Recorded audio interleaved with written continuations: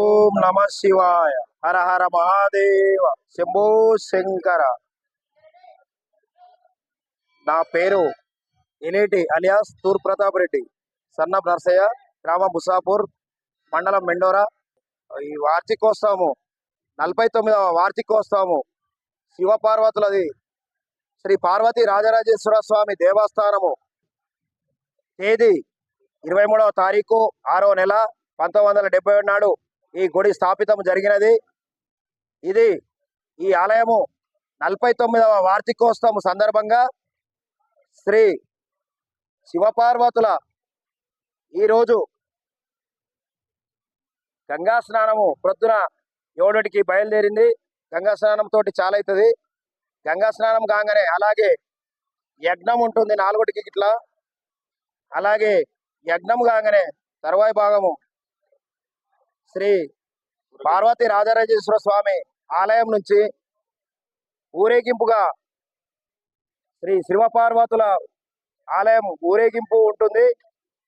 భగవంతుడు ఊళ్ళో ఊరేగింపు ఉంటుంది. చాలా బ్రహ్మాండంగా జరుగుతుంది బుసాపూర్లో.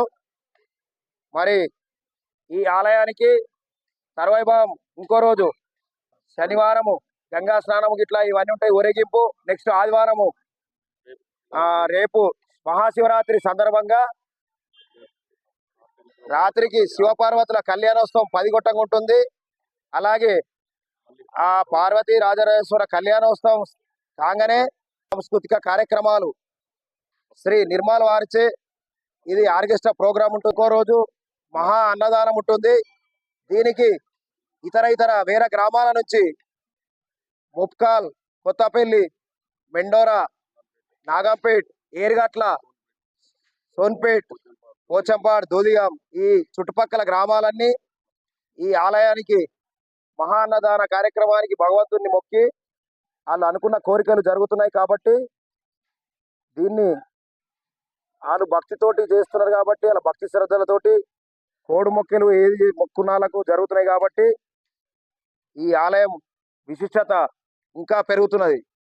కావున దీన్ని గ్రామ ప్రజలు అందరూ ఐక్యతతో ఎవరిది ఏకత్వంలో భిన్నత్వంలో ఏకత్వం లెక్క మేము అలా కలయిక ఊరు అట్లుంటుంది మాది.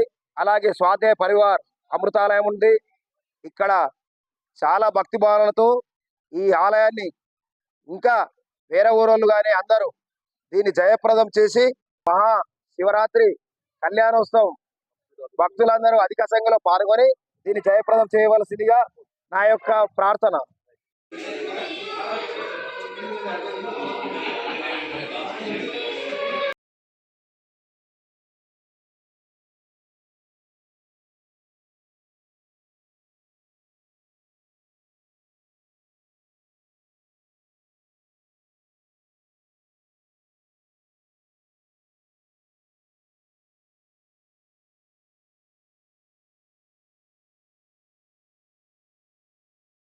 మాది ఇక్కడ బుసాపూర్ గ్రామము, మండలం వచ్చేసి మెండోరా, జిల్లా వచ్చేసి నిజామాబాద్ జిల్లా. అయితే ఇక్కడ మాకు ఈ శివరాత్రి ఉత్సవాలు ఈ 49 వసంతాలు పూర్తి చేసుకున్న సందర్భంగా ఈ శివరాత్రి నాడు మాకు 3 రోజులు మంచి భక్తి భావంతో మంచి 3 రోజులు మాకు ప్రోగ్రాంలు ఉంటాయి. అయితే ఫస్ట్ రోజు శివరాత్రికి ఒక రోజు ముందు భగవంతుడు గంగా స్నానానికి వెళ్తాడు.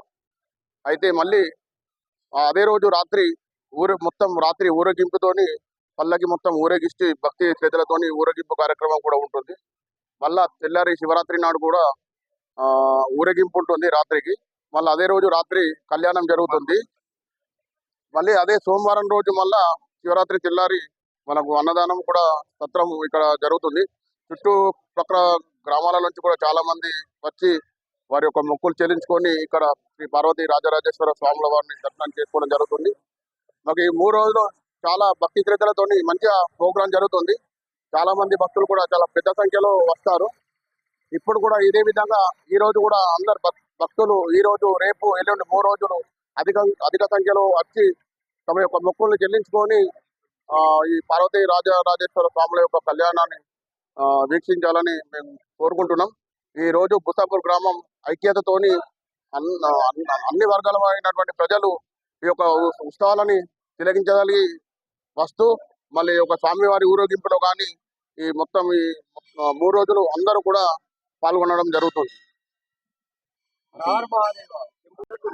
బుస్సాపూర్ గ్రామం, మెండోరా మండల్, నిజామాబాద్ జిల్లా. నా పేరు నూతిపల్లి శ్రీనివాస్ రెడ్డి.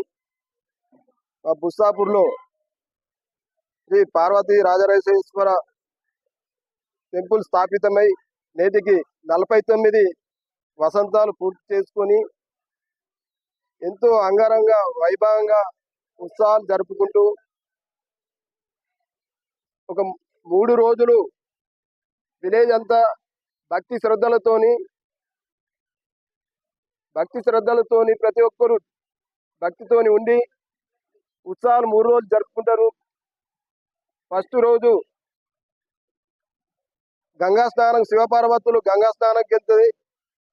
ఆ రోజు రాత్రికి పల్లకిలో ఊరేగింపుగా విలేజ్ అంతా తిరిగి మళ్ళా మర్నాడు తెల్లారి కంకది పల్లకి దాంట్లో ఊరేగింపు వెళ్తుంది.